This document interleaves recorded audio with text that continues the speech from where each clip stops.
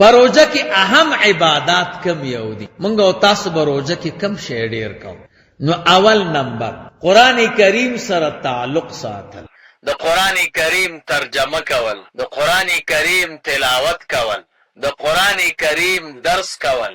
دا قران کریم د روزي سره ډیر تعلق او ارتباط لري. دیو جن حضرت عبدالله ابن عباس رضی الله تعالی عنہما د رسول الله مبارک د تر بچي فرمای چې رسول الله مبارک ډېر سخیو، د ټولو خلکو نه د الله د محبوب څخه ډېر او ډېر به کله حضور سخی کېده چې جبرئیل علیه السلام به ورسره ملاقات وکړي. ټوله زندګۍ کې جبرئیل علیه السلام رسول الله مبارک صلی الله علیه وسلم سره څو کرته ملاقات کړي. څوک به درنه پوښتنه وکړي، سلیری زره کرته. دا علامه کشمیری سے فیض الباری کی لیکلی.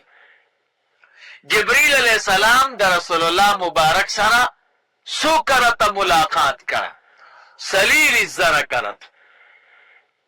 او حضور سره به چې جبرئیل علیہ السلام کله ملاقات وکړه نو حضور به سخا کوله، سبا چې ورسره ټول خلکو ته ورکړه. او په رمضان کې به په هر شپه رسول الله مبارک سره ملاقات کړه.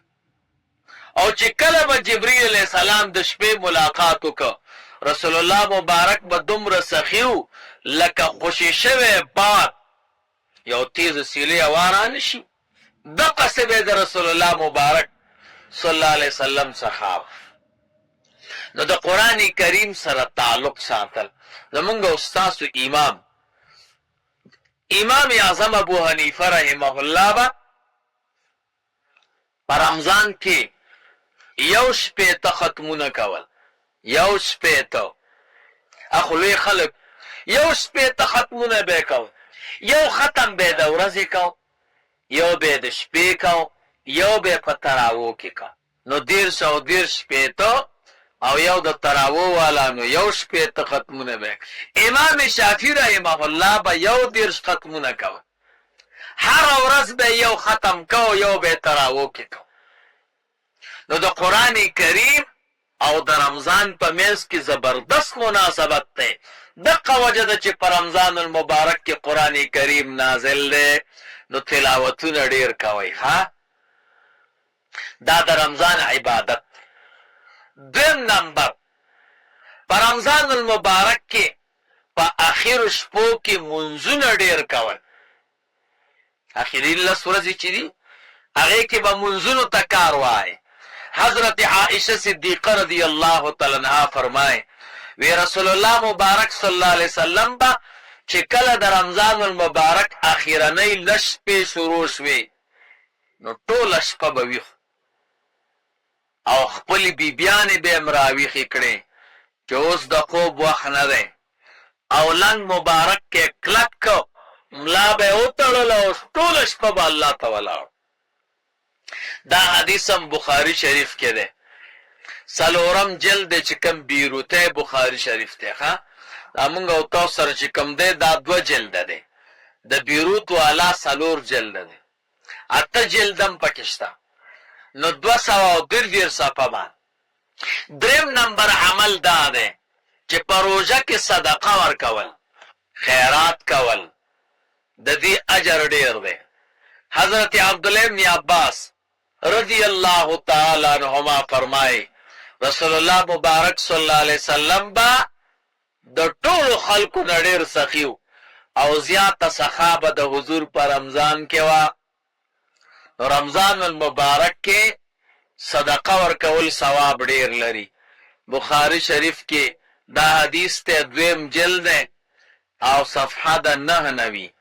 4 نمبر عمل روجدار ته روجه ماته ورکول. هر سړی د خپل وس موافق که نور وس نه یو کجوره ورکا خو روجدار ته روجه ماته ورک. زید ابن خالد جوهنی رضی الله تعالی عنہ د رسول الله مبارک صلی الله علیه وسلم صحابی دی.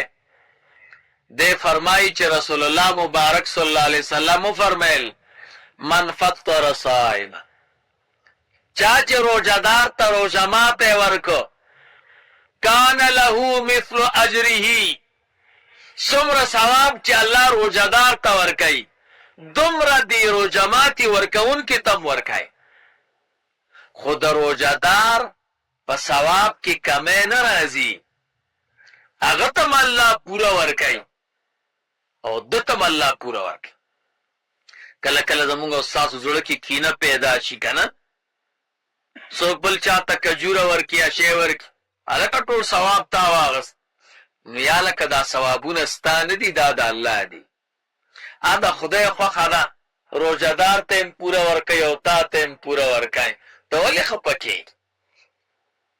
نو دا حدیث امام ترمذی رحمه الله ذکر کړی دی او حدیث نمبر دی 800. پنځم نمبر په روژه کې دعا کول، دعاګانې ډېرې کوئ. حضرت عبدالله ابن عمر رضی اللہ تعالی عنہما فرمائے، دا فرمائی وی رسول اللہ مبارک صلی اللہ علیہ وسلم فرمائی لی دی ان للصائم عند فطره لدعوت ما ترد، د روزهدار د پاره په وخت د روزه ماتي کې یوه دعا ده چې نه واپس کیل. روزهدار سړی چې روزه ماتوي که نه او بیا الله سه الله ته پورته کي، الله یې خالي نه پورته نه ښکته کوي. موسی علیه السلام الله ته سوال وکړه، خدایه زه خو کوهي تور کې یم او ما سره خبرې کوې، زما نه به تا ته څوک نږدې وي؟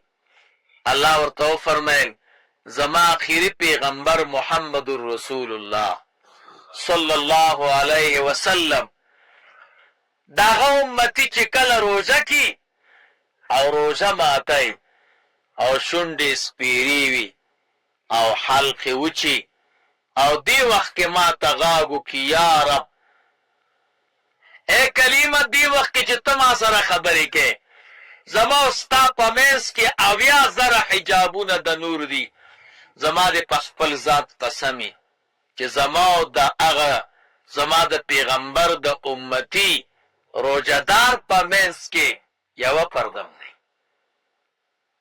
موږ او تاسو شیطان نه پرېږدي چې روژه ماتو، هلکه ناوخته دی زر راواخله.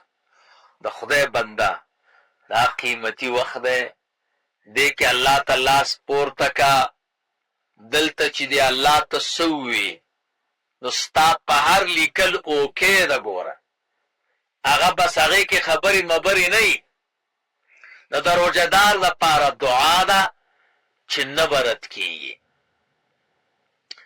نو ابن ابي مليكه تابعي دی، دی وایي ما د عبدالله ابن عمر د دې حدیث تراوی نه واورېده چې کله روژه ماتوله نو دا دعا یې کوله، اللهم انی اسألک برحمتک التي وسعت كل شيء. دا زده کوي آسان، اللهم انی اسألک برحمتک التي وسعت كل شيء ان تغفر لي. خدای تا نه سوال کوم په خاطر د هغه رحمت چې هر شي ته وررسېدلی دی، ما معاف کو ما وبخه. وی دې صحابي به د روژه ماتي په وخت کې دا دعا کوله. دا حدیث علامه ابن ماجه رحمه الله په خپل کتاب سنن ابن ماجه کې لیکلی. دا حدیث نمبر دی 1353 او یو بل محدث ته امام حاکم نوم دی، هغه کتاب لیکلی المستدرک اول جلد کې 402 صفحه باندې دا حدیث راوړی دی. پنځم نمبر عمل روزه کې، شپږم نمبر شپږم عمل په روزه کې تراویح دي. د تراویح ډېر ثواب. حضرت ابو هريره رضی الله تعالی عنہ فرمائے چې رسول الله مبارک صلی الله علیه وسلم چې او نو د تراویح متعلق به خلقو ته ډیر تلقین کو، رغبت به ورته ډیر کو، تراویح خامخا کوي. خو امر به ورته نه کو چې اسنه ور باندې فرض نشي، نو د عزیمت امر نه کو. نور رسول الله مبارک صلی الله علیه وسلم چې څومره په تراوو کې خلکو ته تلقین ورکاو او تاکید کو، نو دومره بل شي کې نه دی کړی.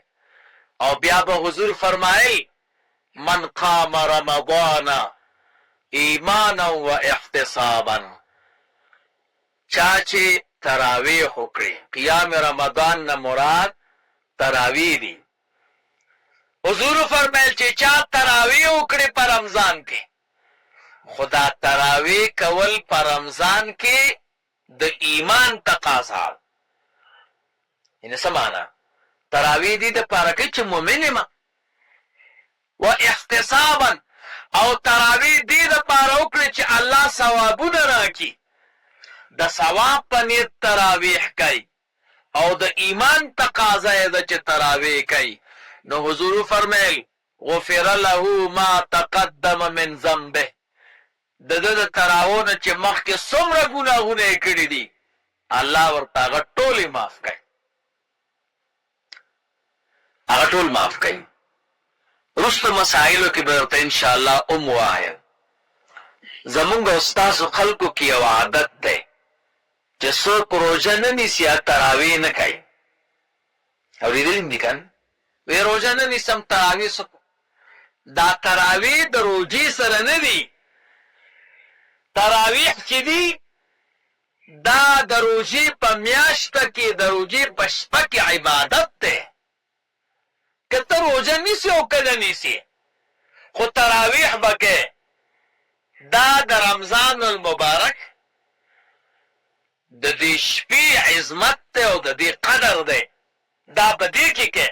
داسې نه ده چې څوک روژه نیسي نو تراویح به کوي، او چې څوک روژه نه نیسي نو تراویح به نه کوي. ما تاسو ته وی روژه کې قرآن کریم تلاوت ډېر ثواب لري. نو چې څوک روژه نه نیسي نو تلاوت به نه کوي. صدقه ډېر ثواب لري. نو چې څوک روژه نه نیسي نو صدقه به نه ورکوي. دعا ډېر ثواب لري. نو چې څوک روژه نه نیسي دعا به نه کوي. نه، دا د دې روژې خپل اعمال دي. نو که سبا ته روژه نیسي او که نه نیسي، خو تراویحو کې دومره دومره ثواب دی. نو تراویح کول پکار دی، دا مه پرېږدئ. او وروسته به انشاءالله د تراویح په مسلو کې درته ووایم. تراویح څلور رکعاته نه کېږي. تراویح به دوه رکعاته کوئ. اکثر زمونږ او ستاسو کورونو کې سیاست چې دي نو هغه څلور رکعاته کوي. بیا موږ شمار کې غلطي. نو که شمار کې غلطېږي او که نه غلطېږي نو دوه رکعاته به کوې. څلور رکعاته صحیح نه دي. ګوره ځان ته چې دی د کجورو دا زړې کېد او هغې باندې شمار کوه. نو تراویح دوه رکعاته یي ښه، څلور رکعاته نه یي. که څوک څلور رکعاته کوي نو بیا تراویح نه کېږي. نو تراویح کول پکار دي ښه. او بیا په تراویحو کې ختم دا ثواب لري. د صحابهو عادت دا چې هر رکعت کې به یوه رکوع وي. لکه زمونږ او ستاسو دا قاري صاحب محترم چې شروع کړي. بختور خلک په دې یی چې زه ما داسې ختم نه دی لیدلی چې د صحابهو غوندې ختم وکړي. د رسول الله مبارک صلی الله علیه وسلم قاری و ابی ابن کعب رضی الله تعالی عنه. د عمر فاروق صاحب په دور کې به تراویح ورکول.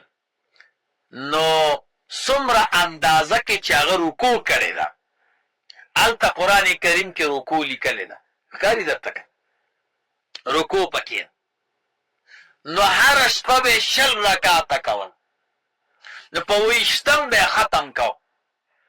20 ته چې په 20 کې ضرب ورکړي حاصل څومره راځي؟ 540. قرآن کریم 540 رکوعګان. نو زمونږ او ستاسو قاري صاحب هم الحمدلله هره شپه په هر رکعت کې یوه رکوع وایي. نو زمونږ او ستاسو ختم به په 20م باندې راځي. نو حرمینو کې حرم شریف کې په 20 ختم کیږي. که تاسو ته یادېږي مکه مکرمه کې الله دې موږ او تاسو ورته بیا بیا بوزي او الله پاک دې ثقافتونه لري کړي او الله دې بیا مو زمونږ او ستاسو دا روژې د رسول الله مبارک صلی الله علیه وسلم وطن کې کوي. هلته ډېره مزه ده پکې. قسم دی که حج دومره مزه کوي چې څومره مدینه منوره کې روژه تېرېدل مزه کوي او چې بیا دې اختر د رسول الله مبارک صلی الله علیه وسلم سره راشي دا ډېرې مزې دي او انشاءالله الله به بوزي چې موږ او تاسو همت کوو زړه کې مو محبتي نو خدای پاک ډېر غیرتي دی. رسول الله مبارک صلی الله علیه وسلم ډېر غیرتي دی. نو تراویح ہوتا چې دی نو کمزوري مه کوئ. تراویح خامخا کوئ. ښه که جومات ته نه راځئ نو کور کې کوئ خو بې تراوح مه ویده کېږئ. زندګي خو تېرېدل والا ده ختمېږي. دا هېچا سره وفا نه کوي. وفا هېچا سره نه کوي. زمونږ او ستاسو نه مخکې څومره خلک لاړه او بیا به م راځي او مونږ او تاسو به نه یو بیا به ارمان کوو وخت به رانه تېري. حضرت ابي امامه رضی الله تعالی عنه فرمایي رسول الله مبارک صلی الله علیه وسلم ته ما ووی چې قربان ما ته یو عمل باندې امر وکړه. په اسلام او دین کې کم عمل دی چې زه یې وکړم او د هغې نه پورته عمل نه وي. راته وی روژه کا ځکه چې د روژې معادل عمل نشته. ما ورته وی قربان ما ته یو عمل امر وکړه چې زه عمل وکړم. بیا راته حضور فرمایي روژه کا. روژه داسې عمل دی چې معادل په نورو اعمالو کې نه لري. دریم کرت می بیا ورته وفرمایل د الله پیغمبره ما ته یو عمل باندې امر وکړه چې ثوابونه یې ډېري. رسول الله مبارک صلی الله علیه وسلم راته وفرمایل روژه کا. روژه داسې یو عمل دی چې دا معادل نه لري. د روژې غوندې ثوابونه او اجرونه دا په یو عمل کې نشته. دا حدیث امام نسائی رحمه الله په خپل کتاب کې ذکر کړی دی. 4 جلد دی صفحه د 115. نور محدثین هم دا حدیث راوړی دی. دریم نمبر حدیث حضرت ابو هریره رضی الله تعالی عنہ فرمائے رسول الله مبارک صلی الله علیه وسلم فرمایل که یو سړی یوه ورځ نفلي روژه کې او بیا ورته څوک دومره سره زر ورکي چې د ځمکې نه تر اسمانه پورې دا ټوله فضا ډکه کي او دا ټول سره زر د الله په لاره کې خرج کی نو د دې روژې ثواب به پوره نه کي. یعنې د نفلي روژې دومره ثواب دی که د ځمکې نه تر اسمانه پورې دا ټوله فضا د سرو زرو نه ډکه شي او بیا څوک دومره او دا ټول سره زر د خدای په لاره کې خرج کی خو ثواب بیا هم کم دی.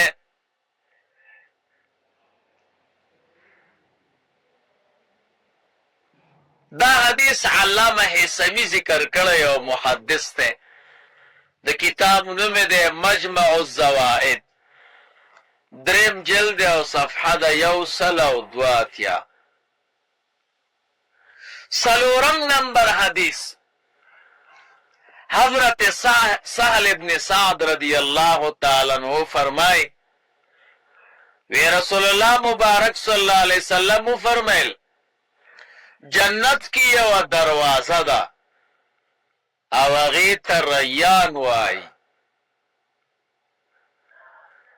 په دې دروازه باندې به یوازې روژتیان داخلیږي، هېڅوک به نه داخلیږي.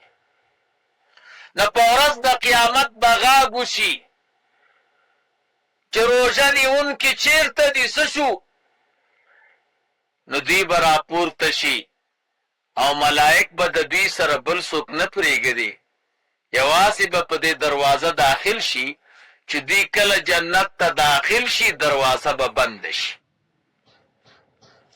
دا د دوی یو اعزاز.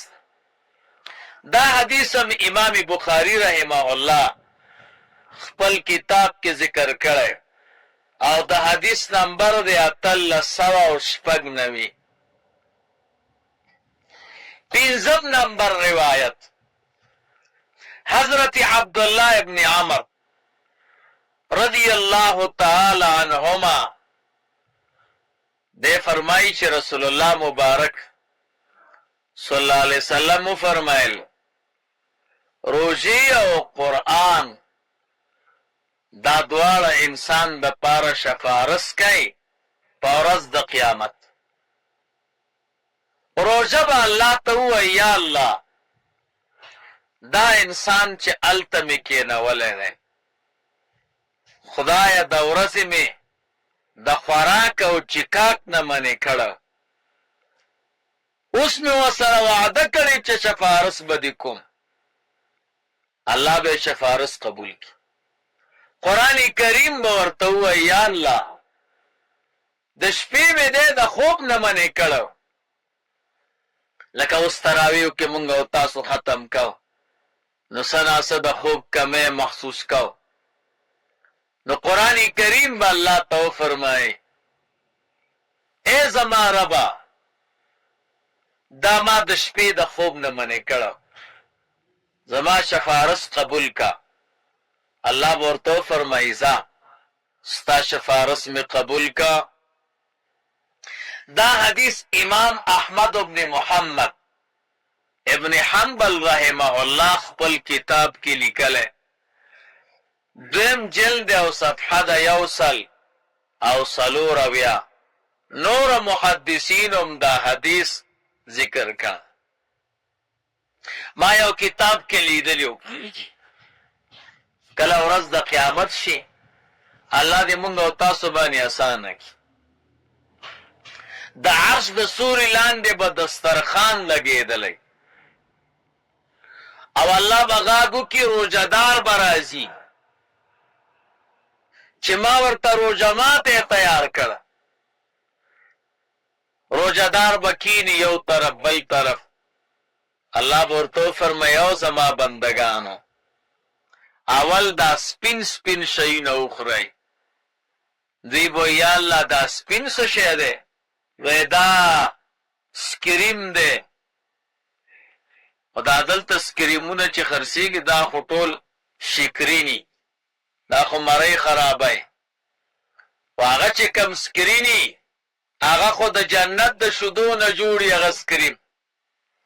الله به ورته وفرمایي دنیا کې مو روژه کړې وه نو تنده مو تېره کړې ده او د قیامت د ورځې ګرمي ډېره ده چې دا سکریم وخورئ بیا به نه تږي کېږئ.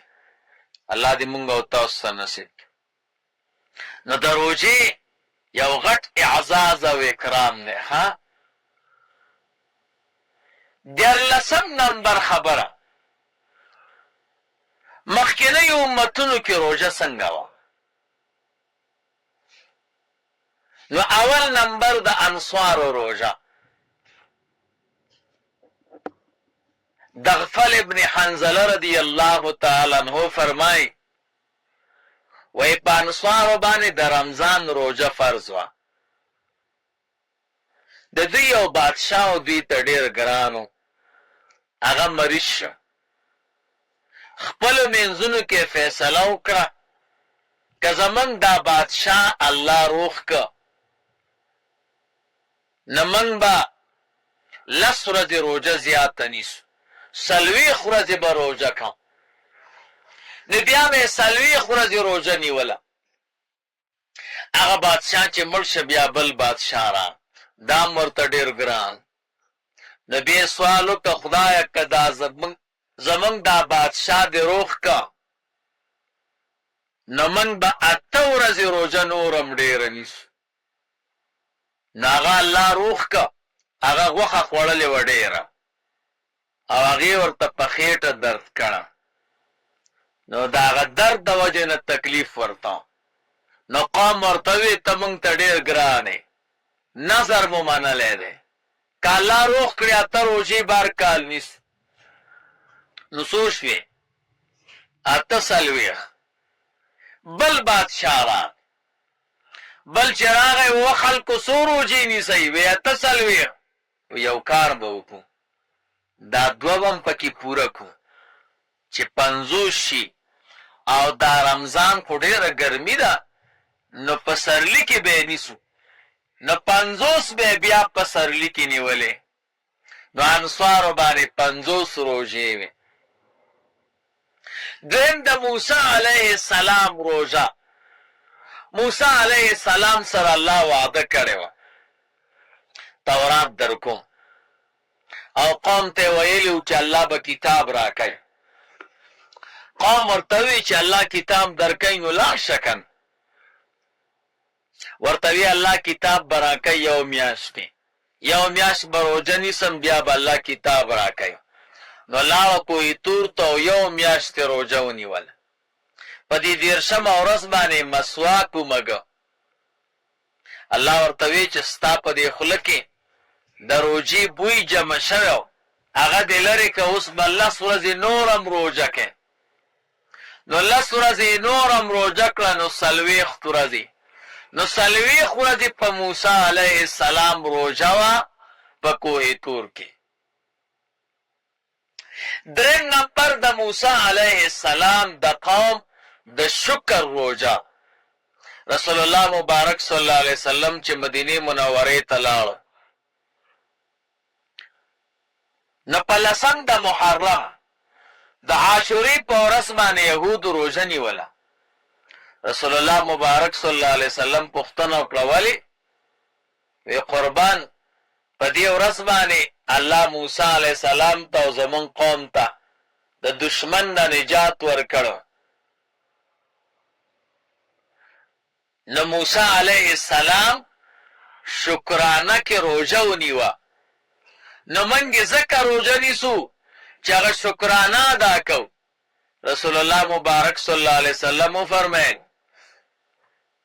زه د موسی علیه السلام په اقتدا کې ستاسو نه ډېر حقدار یم نو بیا به رسول الله مبارک صلی الله علیه وسلم د عاشورې د ورځې روژه نیوله دا بخاري شریف کې دی دا روایت او 4680 نمبر حدیث دی دریم نمبر د داود علیه السلام روژه حضرت عبدالله ابن عمر رضی الله تعالی عنہ فرمای وی رسول الله مبارک صلی الله علیه وسلم با وی رسول الله مبارک صلی الله علیه وسلم فرمایل الله ته په روزو کې د ټولو نه ګرانه روژه او خوښه هغه د داود علیه السلام د داود علیه السلام روژه دا وه چې یو ورځ به روژه نیوه یو ورځ به یې خوړله او الله ته ګران په منځونو کې د داود علیه السلام منځ دی هغه به نیمه شپه ویده کېده او نیمه شپه به پورته کېده او منځ به یې کو نو خوب به هم کو او منځ به هم کو دا روایت هم بخاری شریف کې دی 3400 نمبر حدیث دی څلورم نمبر د رسول الله مبارک صلی الله علیه وسلم روژه نو د رمضان المبارک د فرض کېدلو نه مخکې نبی علیہ السلام به د عاشورې روژه نیوله او ایام البیس پرون مې درته ویلو ایام البیس 14 14 15 دې ته ایام البیس ځکه وایي بیز عربی کې سپینوالی ته وایي حضرت آدم علیہ السلام چې ځمکې ته راکوز شو نو بدن مبارک تور نو په 14 ورځې روژه کړه نو نیم به 3 حصه بدن سپین شو نو بیا 14 15 باندې ټول بدن سپین شو نو دې ته ایام البیز وایي د رمضان المبارک د فرض کېدلو نه مخکې رسول الله مبارک به د عاشورې روژه نیوه او ایام البیس. او نفلی روزو کې حضرت عائشه صدیقه رضی الله تعالی عنها فرمای چې رسول الله مبارک به کله روزي شروع کړي نو دومره روزي به نیوي چې موږ به وی حضور د سره روزه ماتای نه، او چې کله به د روزي ماتېدل شروع کړه نو موږ وی د سره بیا روزه نه نیسي. او رسول الله مبارک چیرته یوه میاشت روزه نه ده پوره کړې غیر د رمضان نه، او ډېرې روژې به په شعبان کې نیولې.